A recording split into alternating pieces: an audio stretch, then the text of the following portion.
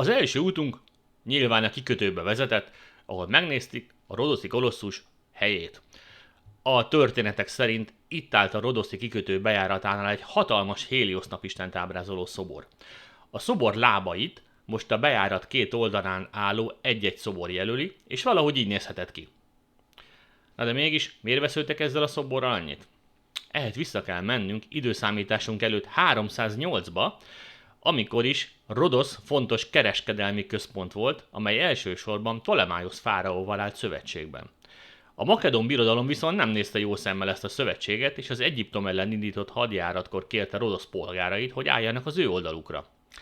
A rodoszi elutasítás követően Krisztus előtt 305-ben a makedónok ostrom alá vették a várost, amely főleg erős falainak köszönhetően ellenállt az ostromnak. A makedónok látva, hogy a hagyományos módon nem járhatnak meg sikerrel, egy hatalmas gépezetet építettek, a szerkezet neve a városok romba döntője, vagyis a Helepolis elnevezést kapta. Ez a romboló monstrum 44 méter magas volt, és ennek a belsejében olyan katapultok voltak elhelyezve, amelyek óriási sziklatömböket tudtak eljutatni a falakon túlra. Az óriási szerkezet első bevetésén teljes sikert aratott. A rodoszi polgárok teljesen kétségbe voltak esve, és a városok istenéhez, Hélioszhoz imádkoztak segítségért, és azért a biztonság kedvéért a várfal elé egy mély gödröt ástak, amelyet faágakkal és földdel álcáztak. Másnap reggel, amikor a katonák közelebb tolták a falhoz a Helepoliszt, amelyeknek az első kerekei megbillentek, és a szerkezet mozdíthatatlanná vált. Ezen felül elzárta azt a nyílást, amelyet az előző nap sikerült a városfalba ütni. Ezt követően a makedónok feladták az ostromot. Nos, ezt a csodálatos megmenekülést a város polgárai úgy értelmezték, hogy az imáik meghallgatásra találtak, és hálából az ostromgép maradványaiból és még sok minden másból megépítették a várost védelmező Héliosz napisten szobrát. Na, hát így került ide a szobor. Ezeket a szélmalmokat a középkorban építették ide a kikötő partjára, ugyanis a középkorban is egy nagyon fontos kereskedelmi kikötő volt Rodosz szigete. Azért ide rakták, hogy a kikötőn érkező gabonát meg is tudják itt helyben őrölni, és tudjuk, hogy a tengerparton ugye mindig fúj a szél, és akkor ezt helyben megőrölték a különböző gabonákat. Úgy látom, az egyik ilyen szélmalomon be is lehet menni, úgyhogy majd ezt megnézzük közelebbről. Sajnos nem lehet bemenni a szélmalomba, akárhogy is akartunk volna, be van zárva. Kárpótlásul benézzünk mögéje, és egy nagyon szép együttállás van. Látszik a három szélmalom és a távolban a kikötő bejáratát őrző erőd. És egyébként itt is van egy öböl, ahol kiránduló hajók, meg üdvözlő hajók horgonyoznak, és hadihajók ott a túlsó szélén.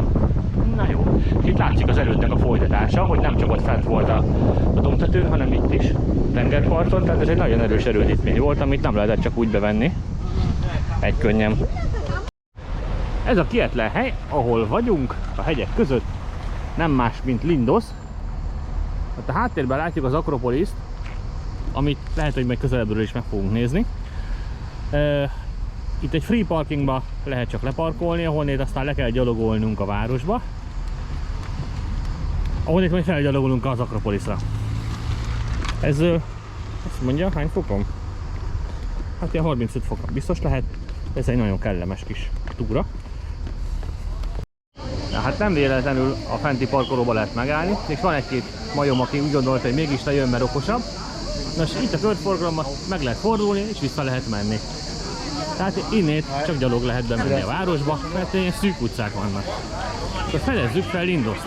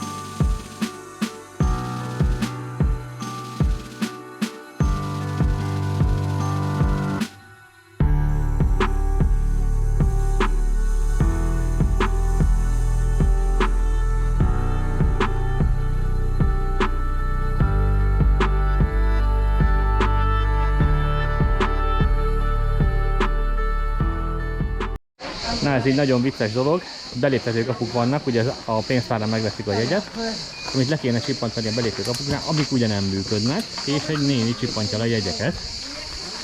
Gondolom ez is Európai Uniós pénzből valósult meg.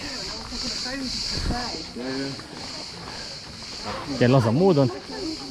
És akkor most 19:40-ig mászkálhatunk bármeddig, akkor zár a vár. Apa. A vár, akkor zár. Igen? Apa, Miután beérkeztünk az erődbe, amelyet már a görögök is használtak, később a johannita lovagrendnek volt az egyik erődje. Így gyönyörű szépen be lehetett látni a zöbölt és a tengerpartot, és az őrhely, ugye ez őrhelyként is szolgált, illetve ezt a zöblöt védte. Aztán amikor 1553-ban az Oszmán Birodalom elfoglalta a szigetet, akkor a törökök kezére került, és aztán ők voltak itt. Míg végül 1903-ban az olaszok ugye visszafoglalták, az olaszok kezére került, aztán később pedig visszakerült a Görögországhoz. Miután ugye az első világháborúnál ugye újraosztották a területeket, és ez visszakerült Rodosz Görögországhoz. Na, akkor most még kicsit megyünk felfelé, és fent is körülnézünk, jó? jó. Miután bejöttünk a kapun, megérkeztünk az erődnek a közepére, hát ami eléggé romba van döntve. Itt egy beteg macska éppen alszik. Nos, feltételezem, ez nem így nézett ki újkorában.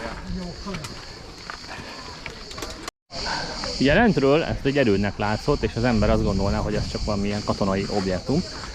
Na most eredetileg egy templom volt, tehát innét van az Akropolis kifejezés. Ugyanis itt az ókorban az Athéna istennőnek volt egy szobra, és hát annak a nyomait látjuk itt. És ha felmegyünk ezen a hatalmas lépcső soron, akkor azt is látjuk, hogy mi maradt meg belőle. És ha felgyalogoltunk pár lépcsőcskét, akkor ő volt Athéna istennőnek a temploma. Nyilván volt teteje meg minden, csak sajnos az évszázadok alatt nagyon sok hellenisztikus emlékmű az elpusztult, és nem sok maradt meg belőle. És ami meg volt, azt megpróbálják most valahogy helyrehozni.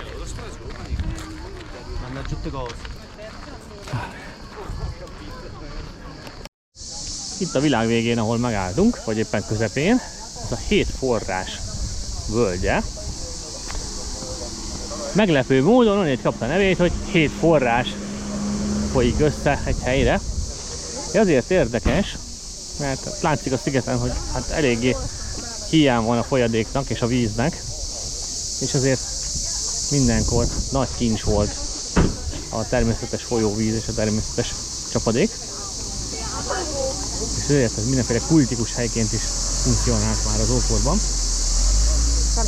És ezt a helyet fogjuk megnézni. Ó, és ilyen buggyt is bérelhettünk volna. Csak szerintem mi azzal a Citroennel most jobban jártunk, mert ebben nincsen klíma. Tehát ebben a melegben azért szerintem megőrültünk volna. Pedig jó pofa. És 4 személyes ez is. Nagyon menő. Jó kis ingyenes parkolóba lehet bejutni a 7 forrás völgyébe, ami egyébként, ha jól tudom, ilyen turista útvonalak is vannak. Gyengék kedvéért, ugye van kitéve, hogy arra van a nyíl. Akkor most mi megyünk befelé és megnézzük a 7 forrás.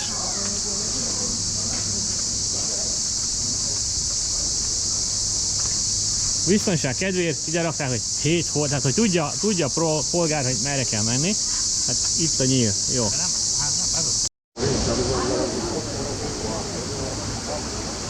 Húha! Természetes folyóvíz. Mi hegyi patakokból jön. Nem is. Szerintem most látunk itt most először egy természetes vizet.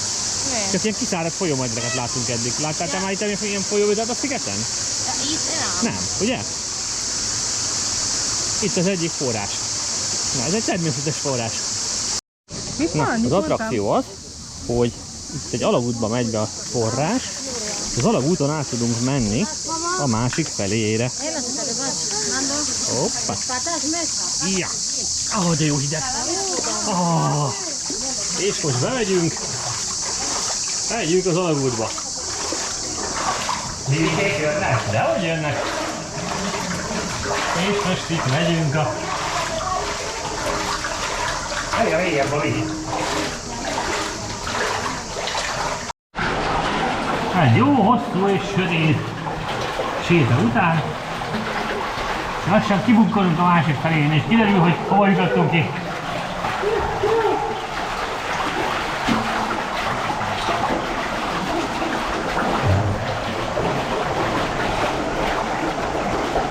Ho-ho-ho-ho! Hát ez így nagyon menő lett. Vigyázni kell, mert itt vigyázz meg, ez lehet, hogy mélyülni. Nem. Kijutottunk ide. Hát ez így nagyon menő lett. De itt? Oké, de hol a forrás? Meg minden másik a forrás. Kijöttünk egy alagúton. Miután kijöttünk az alagútból, ugye cipőt nem vittünk magunkkal, és most mezitláb rohangálunk. Nagyon izgalmas. És azt mondja a tábla, hogy 50 méterre van tulajdonképpen a hétforrás vízesés, amit meg akartunk nézni eredetileg is.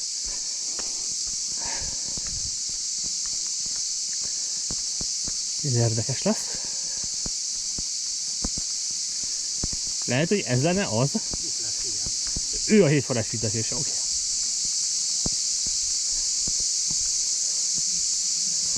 Valóban közel volt. Tehát mezitláb kavicsal járni viszont annyira nem vicces. Hát abból az alagútból ebbe a kis ágba folyik bele a víz, mi aztán ezen az úgynevezett vízesésen megy lefelé, aztán folyik tovább. Hogy mitől hétforrás, nem tudom, majd utána nézzünk.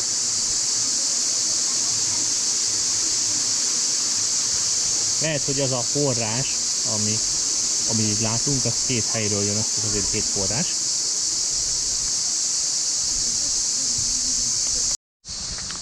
Ezen a kapun behatolunk a Szent Nektários kegyhelyre, amely onnét lett híres, régebben itt egy kápolna állt, onnét lett híres, hogy 1966-ban egy görög házaspárnak a fia elkapta a járványos gyermekbénulást, majd itt a Nektários Szenthez imádkoztak gyógyulásért, és aztán meggyógyult a gyerkőc, és utána híres lett ez a kegyhely, egyre több zarándok járt ide, és aztán lebontották a régi kápolnát, és lett a helyébe ez.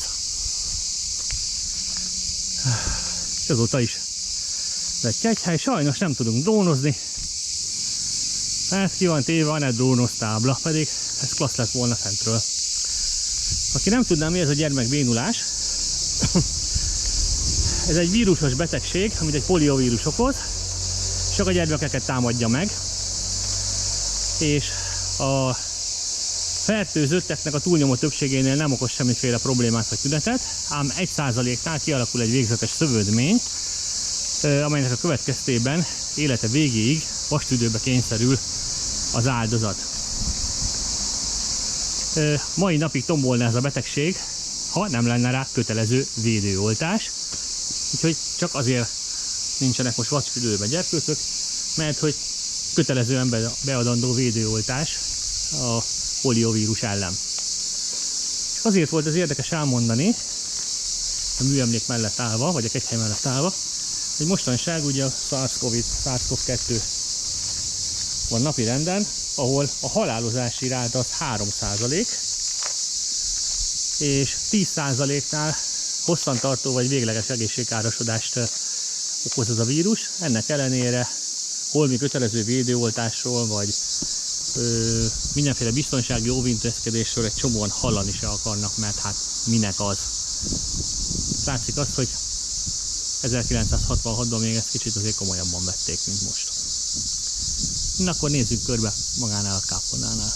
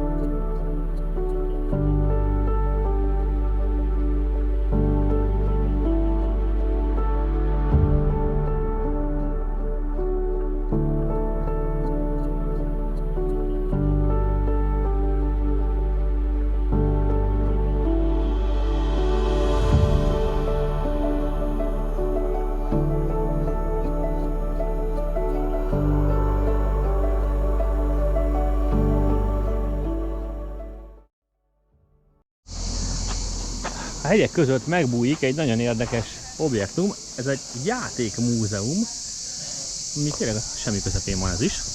Nem messze van a Nektáriasztól, 2 kilométerre, ahol régi és újabb görög játékok vannak. És ráadásul egy kincskeresős játék is van, ha bejárjuk ezeket a helyeket, akkor a végén meg fogjuk tudni, hogy milyennek a ládának a nyitókódja, és akkor majd lesz benne valami kincs. Ja, hát akkor járjuk körbe a kiállításunkat.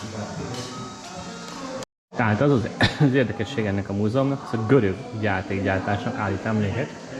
A különböző játékmárkáknak a görög verziói, tehát ezek mind itt készültek, tehát és egy Playmobil görög verziót, egy cirkuszt látunk. És itt a különböző Playmobilos görög megoldások vannak. Érdekes. Vagy 4 lesz.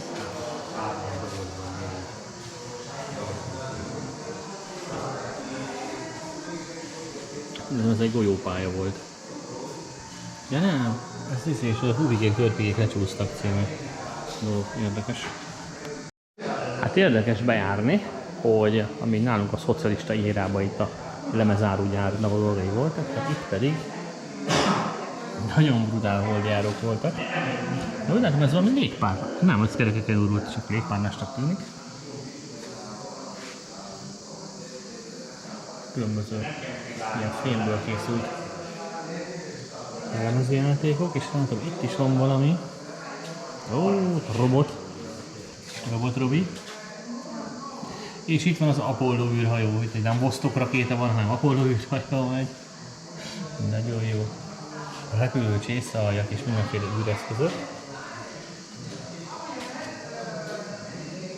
Hát ez roppant érdekes. De a görögöknél így állt a játékgyártás.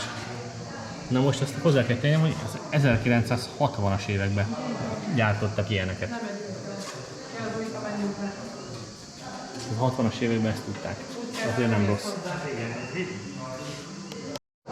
Ó, itt is mindenféle jellemez tankok. Jó régi cuccok. Olimpik. Hervész. Úgy lesz valami rakéta tudsz, nagyon jó kupa. Moon Station. Ilyen menő játékok voltak. Ez mikor itt? 1958-ban csináltak ilyen játékot, bocsánatot kérek. Azért nem gyenge. És eljöttünk a földszín, vagy a Malaksorba, ahol videójátékok is vannak. Ó, hát ez nagyon profi.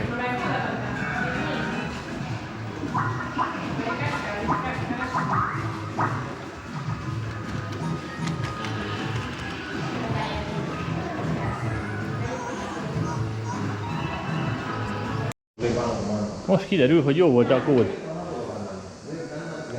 Nem jó? De jó. És megvolt, és az a kód. Felment a kódot. Tarám! Ez az. Megvan a kincses láda. Ez az. Ez az. Nem tudjuk. Megvan a kincses láda.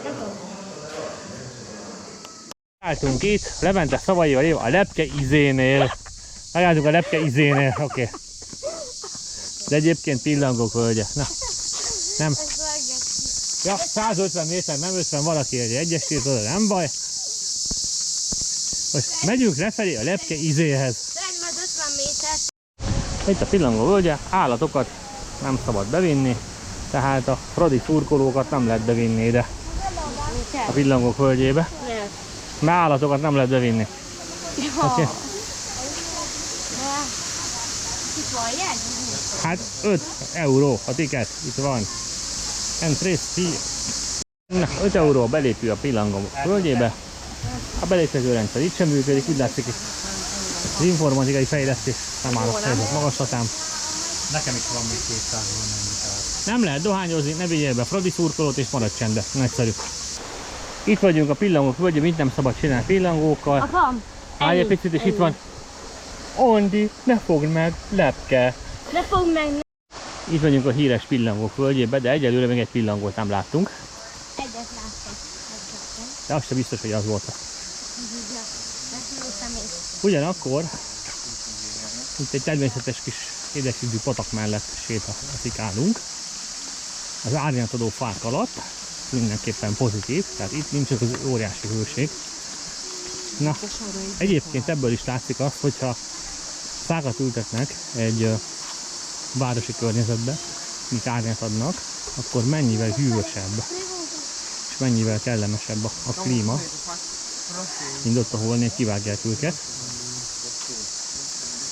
És kint a parkolóból, ami le volt aszfaltozva, hát az valami gyilkos hőség volt, 37 fokot mutatott a hőmérő, ami azért nagyon kellemetlen.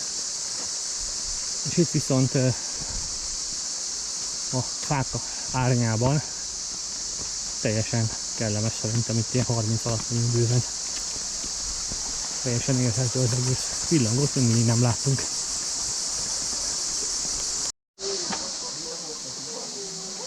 És előkerültek a pillangók. Fölzavarták őket, és most ma vannak.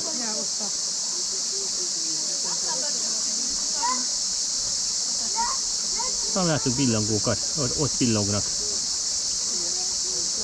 Ott is a pillangó, ott a barátunk, ott egy pillangó. Ja, ott vannak a virágon, ja, ott vannak a izé rajta a növényen. Most szerintem, hogy ne piszkálják őket. Hát mindenhol csomó van. És ott is egy pillangó, most már ott benn mennyi van belőle. És ott a fáknak a belső udvába, ott egy csomó pillangó, és ott repkednek. Valóban a pillangó földje, de látszik, hogy ezt a völgyet ugyanaz a faj lepte el, tehát ez gyakorlatilag egyfajta pillangónak a völgye. Mert a szemmel láthatóan ugyanahhoz a fajhoz tartozó egyedek vannak. Nem különböző fajú pillangók, majd megkeressük, hogy ez pontosan milyen faj. Itt vagyunk a rodoszi kikötőben, hogy egy hajóra felszállva eljussunk Marmarisba, Törökországba. Csak ugye most a kicsekkolás, becsekkolás mindjárt intézzük.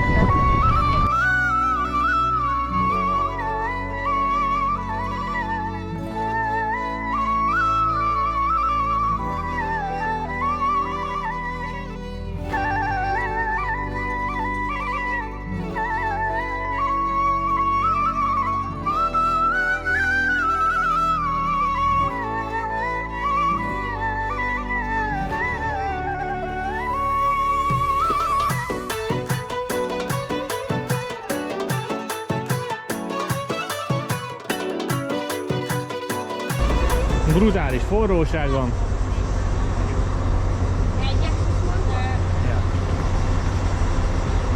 És ez már Ázsia. Megfogadtuk Adi Endre szavait, menjünk vissza Ázsiába, és visszamentünk. Nem nyílik.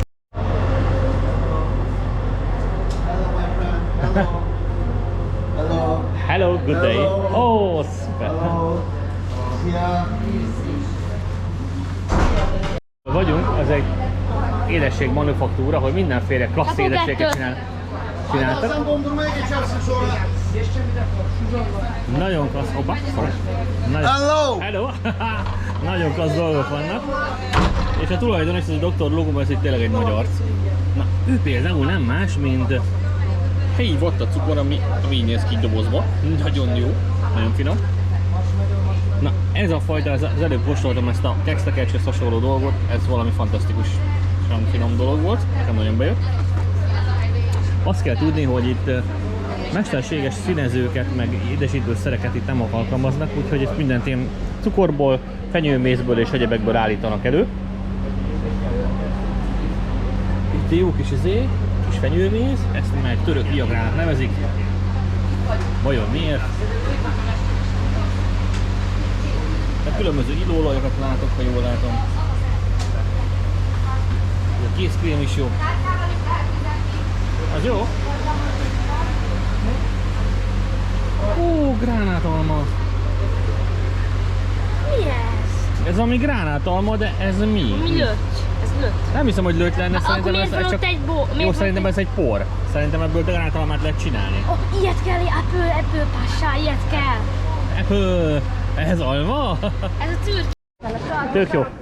Nálunk a pál utcai fiúk vannak, ők meg a pál utcai turisták. Hát, hogy mindenki kamerával, térképpel, fényképezőgéppel. Ez nagyon érdekes.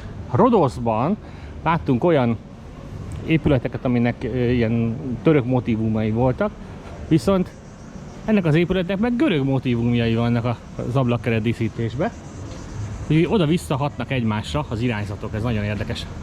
És most elindulunk oda fel a Szulejmán várhoz, ami a tetején ott a török zászló. Na, tehát a várnak a története az, hogy amikor 1553-ban Szulejmán bevette Rodoszt, akkor Rodoszon található a nagymester palotája, és nagyon megtetszett a Szulejmán szultánnak, és azt mondta az építészének, hogy hát akkor fél éven belül itt Miramárba is csináljon egy villanyjegyet neki, és volt rá fél éve. Hát nem igazándiból jött össze. Nem igazándiból jött össze a dolog, hát annak csak egy kis részét sikerült neki felépíteni fél év alatt. Ugye azért az illiberális dolog akkor sem működött. Viszont látszik a görög feeling, ugyanolyan kékre és fehérre messzelt épületek vannak, mint Görögországban. Úgyhogy ha nem tudnánk, hogy Törökországban vagyunk, gondolhatnánk, hogy akár Görögországban vagyunk. Na és el is érkeztünk a Szulejmán várához. Na, akkor most megnézzük a Szulejmánnak a várát, ami hát eléggé csak is váracska a nagymesteri palotához képest, majd megnézzünk egy másik videóban, és most nem állunk itt meg. Na, az látszik, hogy ez a vár ez tényleg hát meglehetősen elmarad a nagymesteri palotától, ami Rodoszban található. Ez a holnapi program lesz. Ez Rodoszban található, apa? Nem ez, hanem a nagymesteri palota. Ugye ez megtetszett a Szulejmánnak, és kiadta az építészének, hogy építsen már egy akkora erődöt, mint a nagymesteri palota, mert az milyen menő. És volt rá fél éve, és hát ez lett belőle. Fél év alatt ezt lehetett felhozni. Holnap fördünk. Viszont a kilátás az gyönyörű.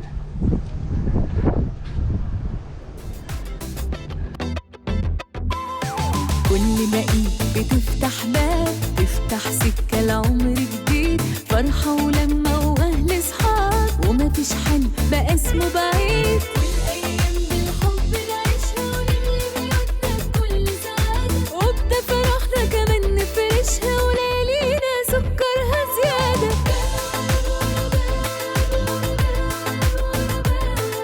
نعد بحور وبلاد ونطير ونوصل كده من الباب للباب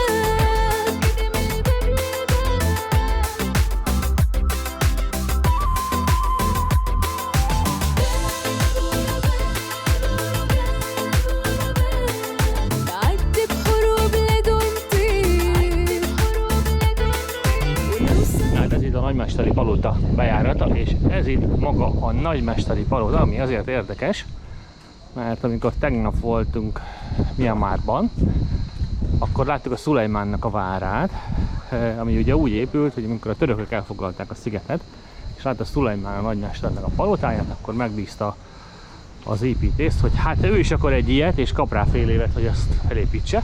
És hát ugye, hogy úgy mondjam, ez az eredeti. És az a kis cuki vár, amit tegnap láttunk, hát az ennek a Visán rendelt másolata volt.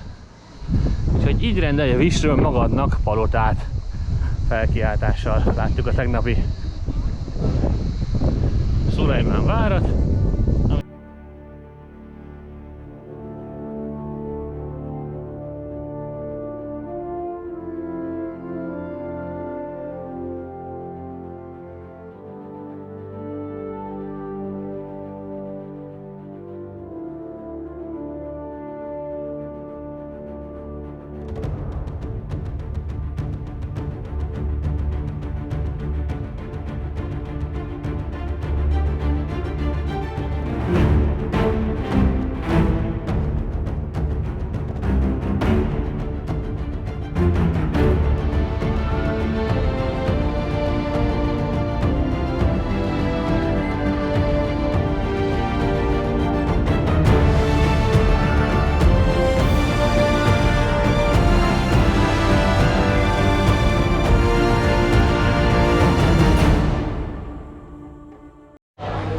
És a nap végén bementünk a Marmariszi bazárba, ami állítólag Törökország a második legnagyobb bazárja, ahol valami 4000 valahány száz bolt található. Itt aztán valóban tűtől a repülőig minden kapható, arany, óra, bőrkabát. Itt is büszkén hirdeti, hogy igazi eredetinek a hamisítványa, és még egy kis hologramos matrica is van hozzá, ami büszkén hirdeti, hogy ő egy igazi eredeti hamisítvány. Fantasztikus. Na, miket nem lehet itt kapni? Zseniálisan. Nagyon jó. Nagyon jó. Menjünk tovább. A leges legnagyobb méretű ruhák vannak, és itt egy csodálatos pókember jelmezzel. Hát kis csávóra egy ráadják, hát ez valami, az igaz ilyen török pókember. Zseniális. És valóban itt aztán igazi jó minőségű eredeti hamisítványok találhatók minden boltban. Igazi jó minőségű eredeti hamisítványok, ugye? Igen, abban menjünk szerintem jobbra. Igen. A jobb az jobb, apa. Oké. Menjünk a jobb. És kifelé sétálunk a bazárból Hamisított. az összes eredeti hamisítványunkkal, és felszállunk a buszra, és menjünk vissza Európába. Elhagyjuk Ázsiát lassacskán. Itt a kis buszunk. Látszik, hogy Törökországban vagyunk, itt az 1 négyzetméterre első török zászlók száma a legnagyobb. Közben kiderült, hogy ez szemmel láthatóan nem kicsi hajócska. Ez valami orosz oligarcháé, ami most itt parkol ebbe a kikötőbe, ugyanis Törökország nem részese annak az egyezménynek, hogy az oligarcháknak lefoglalják a külföldi vagyontárgyait. Ezért most jó pénzért itt parkolhatják ezt a jószágot. Ha innen kimozdulna, akkor már hip-hop már repülne is ez a dolog, csak hogy mekkora ez a hajó, hogy lássuk. Ott van mögött egy katamarán, mivel jöttünk, és nem is tudom, több száz ember tud elvinni. És ez a kis katamarán egy játék gumicsónak mellette. Emellett hát nem megyek sehova. Tessék, itt van.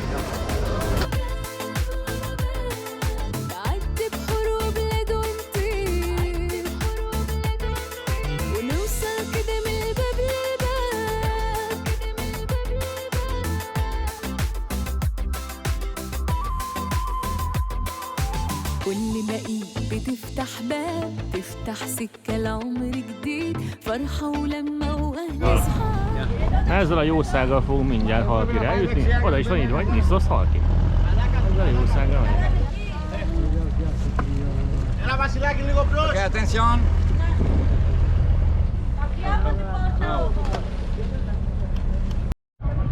Ezzel a családos hajóval jöttünk ide Halkira, ami valóban egy ékszerdoboz.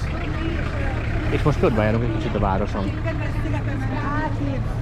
Ez a sziget, ami 355 lakossal büszkélkedhet, 10 km hosszú, 3 km széles, és gyakorlatilag a béke és a barátság szigete.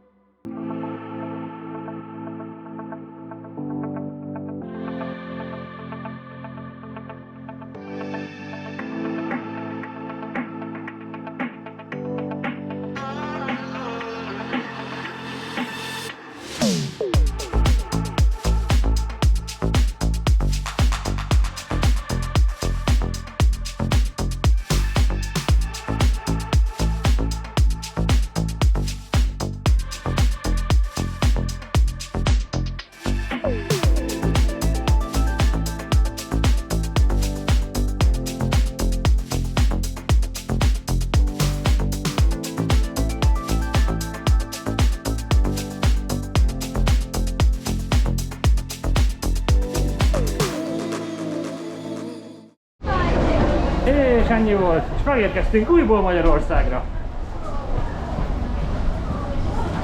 Jaj, Na akkor légy szíves, nyilatkozzak is, hogy milyen volt a nyaralás? jó volt.